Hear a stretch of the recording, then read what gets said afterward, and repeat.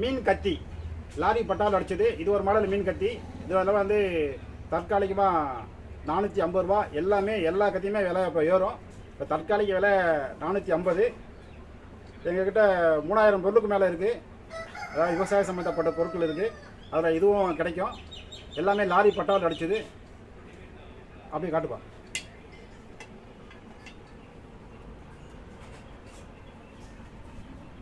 அது போக கிரைண்டிங் கல் கிடைக்கும். சாணைக்கல் அப்படியே காட்டு.